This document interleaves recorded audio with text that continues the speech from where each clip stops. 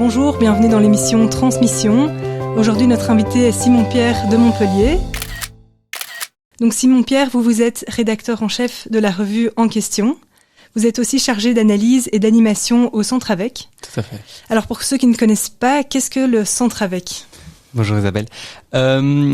Le Centre Avec, c'est un centre d'analyse sociale qui a été fondé par des jésuites il y a déjà plus de 45 ans et qui est aussi reconnu comme association d'éducation permanente. Alors qu'est-ce que l'éducation permanente ?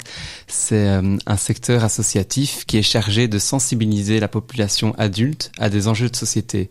Donc nous, les enjeux qu'on a choisi de traiter au Centre Avec, c'est en particulier des enjeux de démocratie, des enjeux d'écologie et des enjeux d'interculturalité.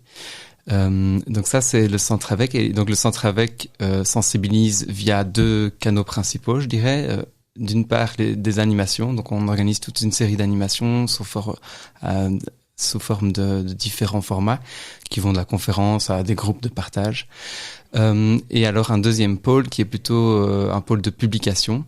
Et donc dans ces publications, nous éditons une revue qui s'appelle En Question, et donc qui traite de ces enjeux de démocratie, d'écologie et d'interculturalité, et qui est trimestrielle, donc qui paraît tous les 4 mois. Donc c'est un format d'environ 70 pages qui permet de creuser des dossiers de fond.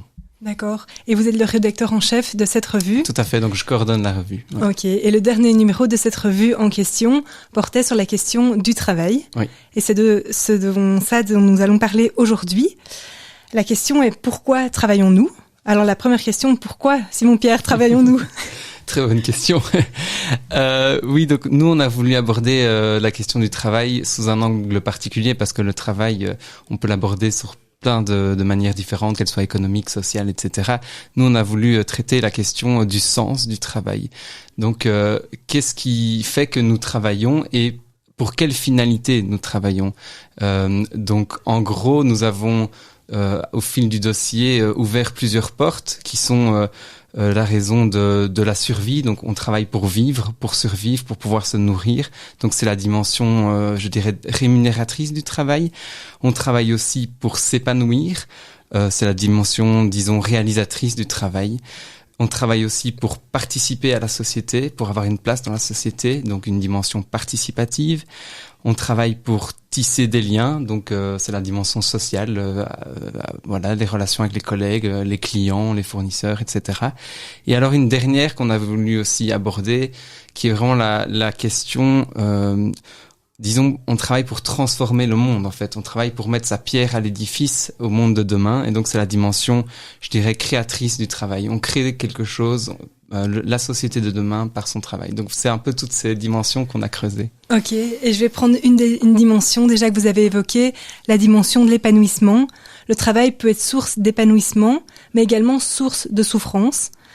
On voit avec toutes les maladies qui peuvent découler du travail, que ce soit le burn-out, le bore-out, le licenciement qui n'est pas une maladie mais qui peut aussi être une souffrance. Comment est-ce qu'on peut trouver un équilibre ? On travaille quand même la majorité de notre temps de vie, en tout cas pour la plupart des personnes. Comment trouver un équilibre entre notre vie personnelle et notre vie professionnelle ? Oui, donc on est parti en effet d'un de ces constats, c'est que notamment le burn-out est un peu le mal du siècle. Il y a aujourd'hui en Belgique, on utilise plus de budget public pour les maladies de longue durée que pour le chômage désormais. Donc dans les maladies de longue durée, il y a plein de maladies différentes, mais entre autres le burn-out. Donc en effet, le burn-out est vraiment un des symptômes de notre époque. Ben, trouver l'équilibre, c'est une question compliquée, évidemment. Mais je pense qu'il faut justement pouvoir tenir compte des différentes dimensions du travail. Je pense par exemple à la dimension sociale. On a vraiment une responsabilité au sein des entreprises, au sein des équipes. C'est de pouvoir faire en sorte que les relations sociales soient bonnes, soient apaisées au travail, essayer de nouer des relations saines entre collègues pouvoir aussi dénoncer des choses qui ne vont pas. Par exemple, je pense à des abus de pouvoir qui peuvent avoir lieu sur le lieu du travail. Donc un peu tous ces éléments d'une dimension sociale. Je pense aussi à la dimension que j'ai évoquée, la dimension plus créatrice. Je pense que aujourd'hui, on fait face à tellement de crises, la crise écologique notamment. Il y a eu la pandémie aussi. Que on peut difficilement dissocier les enjeux du travail avec les enjeux de la société. Donc, pour de plus en plus de personnes, par exemple, c'est très difficile de travailler dans une entreprise polluante. Ça pose vraiment des questions éthiques aussi. Éthiques oui, tout à fait, à traiter. Donc ça, c'est un enjeu énorme et je voudrais pas ramener cette question à l'individu uniquement, parce que c'est pas la responsabilité de l'individu de porter. Et parfois, ce n'est pas un choix. Non, voilà, tout à fait. Et beaucoup de gens n'ont pas le choix. Tout à fait. Vous avez raison de le souligner. Donc il y a une question politique derrière ça, une question politique et économique, avec un rôle notamment des pouvoirs publics de donner des orientations très précises à des secteurs d'activité, de pouvoir leur dire voilà, vous pour ce secteur, vous devez atteindre tels objectifs. Et donc ça, est-ce que vous auriez un exemple concret à nous donner qu'une autorité pourrait guider? Par exemple, dans le domaine de l'énergie, les pouvoirs publics pourraient donner des objectifs avec des contraintes très claires au secteur des entreprises énergétiques pour mettre en place une transition, notamment vers des énergies renouvelables, etc. Et à ce moment-là, les employés pourraient aussi retrouver du sens dans ce qu'ils font. Oui. Et quels sont les freins, justement, selon vous, à cette dynamique?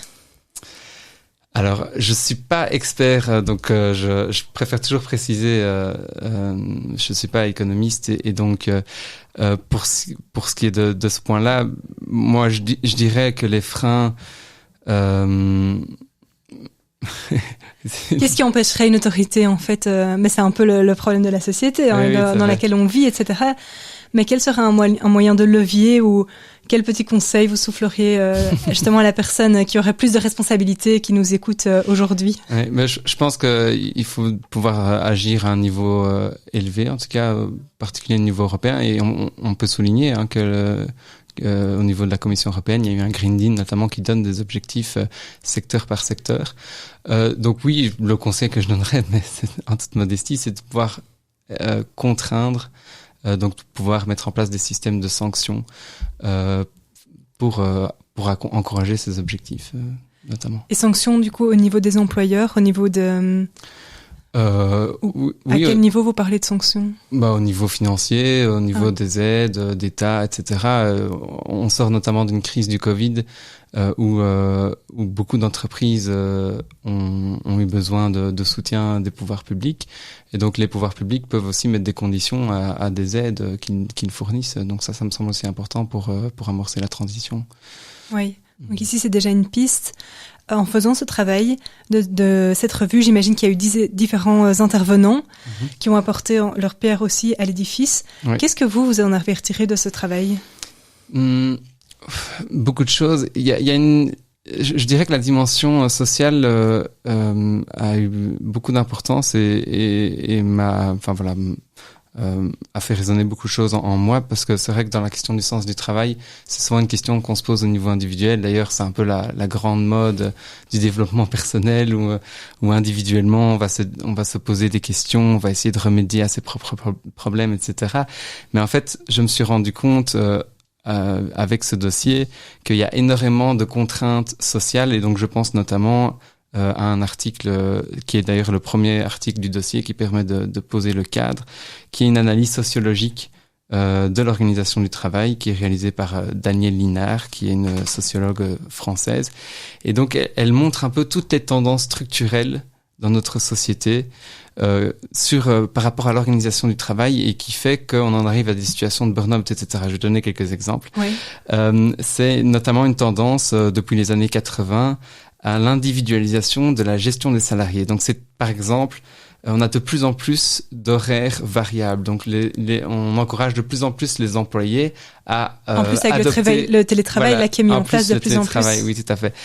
Donc à adopter des horaires variables, ce qui peut être très intéressant pour une vie de famille, etc. Mais qui amène à des des contraintes par rapport justement à la vie en équipe. Donc si chacun a un peu son propre horaire, on se voit de moins en moins, on a de moins en moins de dynamique d'équipe, donc on a aussi de moins en moins de poids pour faire valoir ses intérêts entre guillemets en tant que salarié face à l'employeur. Donc il y a profiter de l'intelligence collective. Voilà, etc. Il y a aussi l'individualisation des salaires et des primes. Donc aujourd'hui, on a notre salaire dépend de plus en plus de ce qu'on fait individuellement et plus tellement de ce qu'on réalise en tant qu'équipe par rapport à des objectifs. Les primes sont individuelles alors qu'à une époque elles étaient aussi... Et ça c'est une carence selon vous? Oui, parce que ça veut dire qu'il y a une concurrence entre salariés qui croît. Ouais.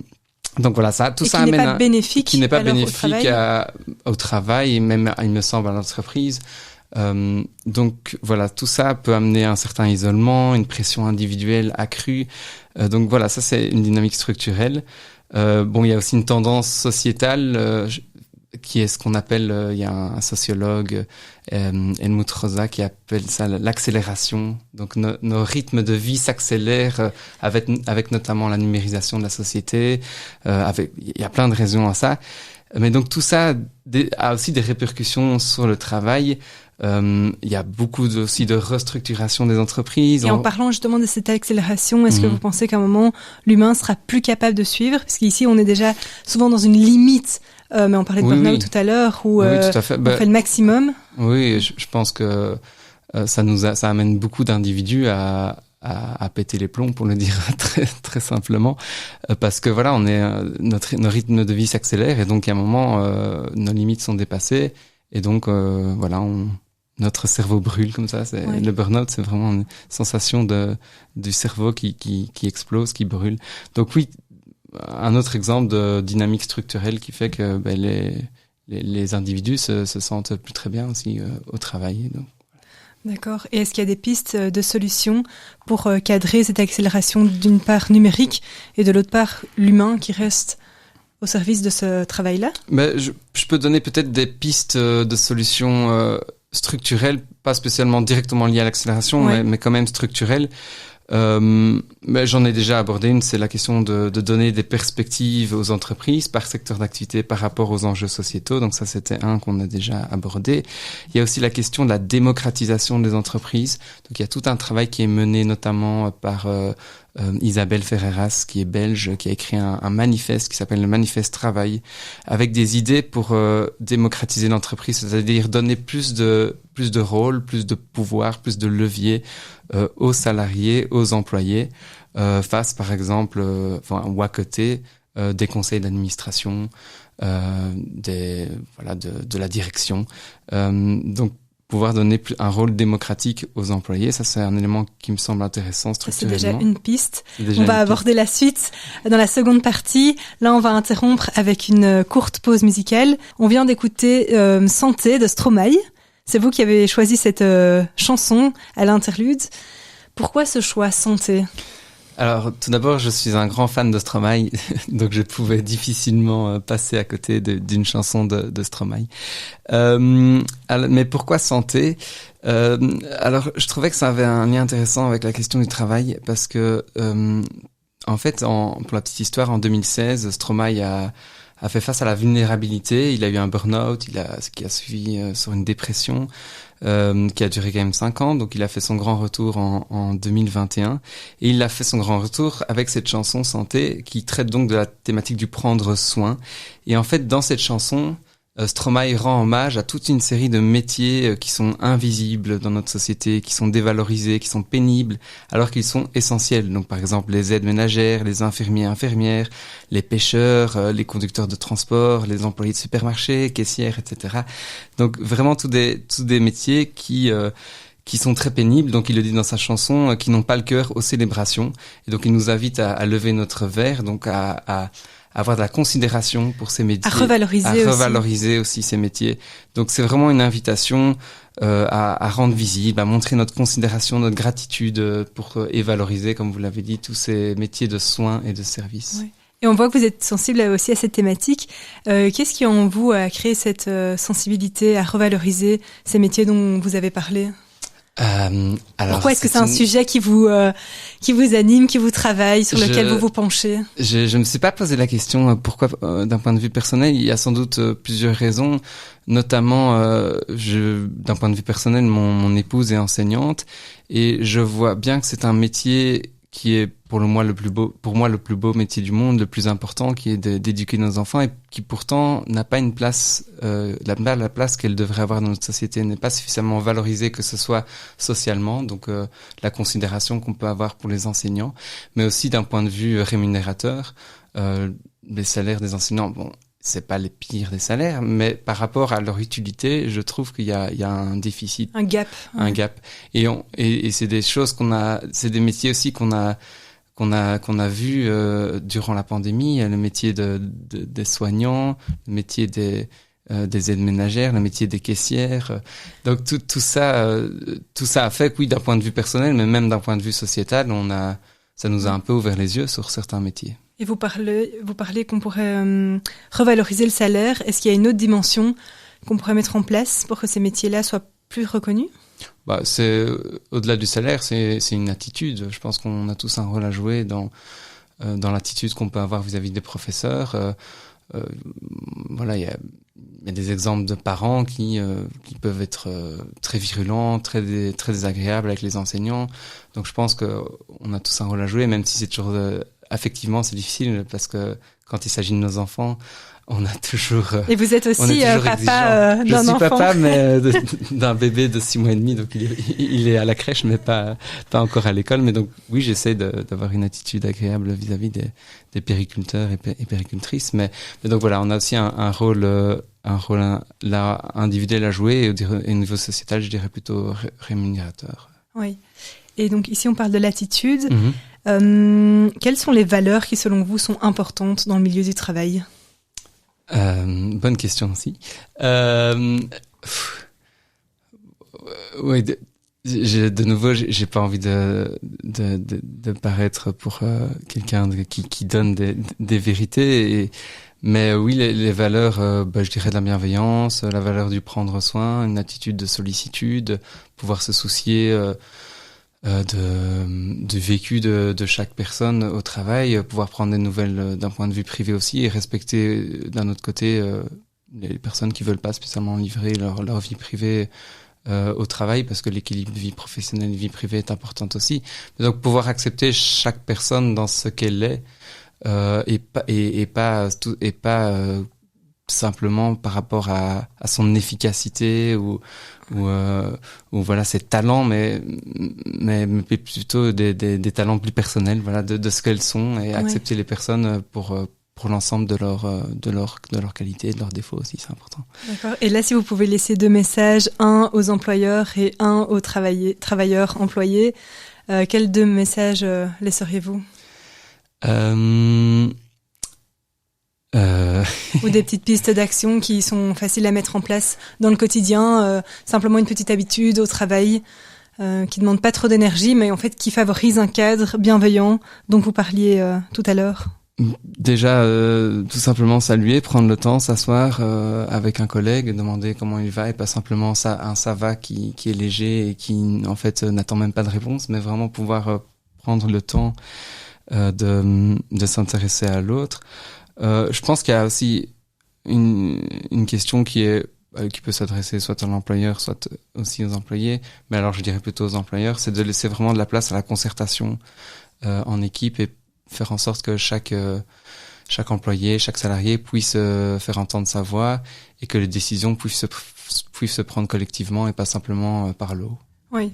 Et donc vous seriez plus pour une forme d'autogestion, une forme d'intelligence collective au travail et moins hiérarchisée? Oui, tout à fait. Dans n'importe quel type de boulot? C'est difficile parce qu'évidemment des structures avec 10 000 employés, c'est sans doute plus compliqué, mais on peut imaginer, comme le fait Isabelle Ferreras, des enceintes où les employeurs, les employés, les travailleurs se représentent.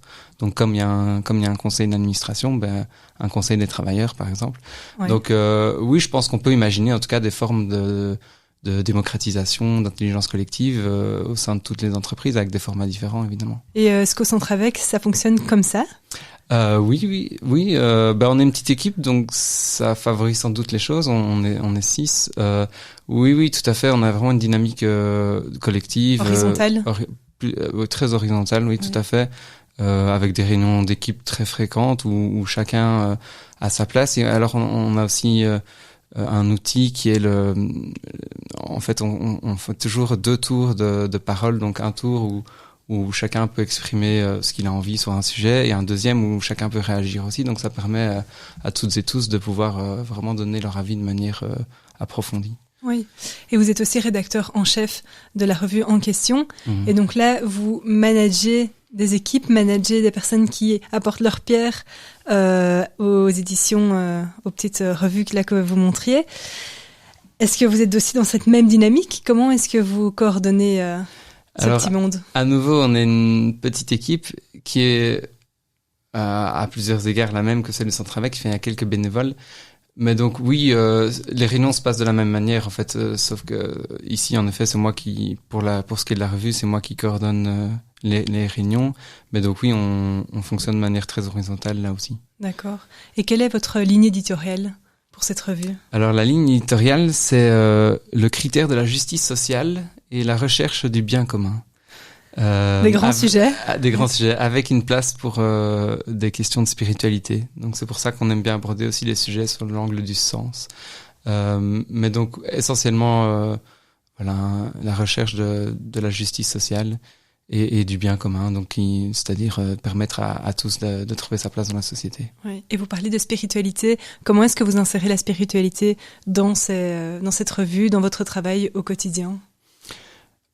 En la traitant de manière large, donc vraiment en laissant la place aux questions de sens, mais avec différents angles. Donc nous, on a une tradition jésuite, donc chrétienne, donc on analyse souvent les sujets sous le prisme de l'enseignement social de l'Église, on va dire largement, mais aussi avec une dimension interculturelle. Donc on essaye aussi en fonction des sujets, on n'y arrive pas toujours, mais de voir ce qui se passe dans d'autres courants confessionnels, s'il y a des réflexions intéressantes par rapport aux enjeux, et de mettre en dialogue ces différentes perspectives plus spirituelles.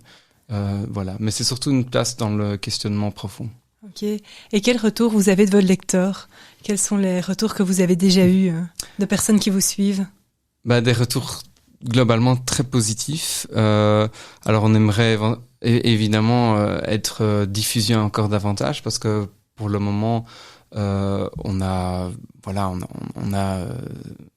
plusieurs centaines d'abonnés, mais on aimerait bien pouvoir avoir des lecteurs plus variés. Donc nos retours ils se font de temps en temps par email, par coup de téléphone et sont globalement plutôt positifs, donc ça fait plaisir. D'accord. Et si vous pouviez donner une petite mission à vos lecteurs, à nos auditeurs, ici, aux personnes qui vont nous écouter, qu'est-ce que vous auriez envie de dire aujourd'hui ?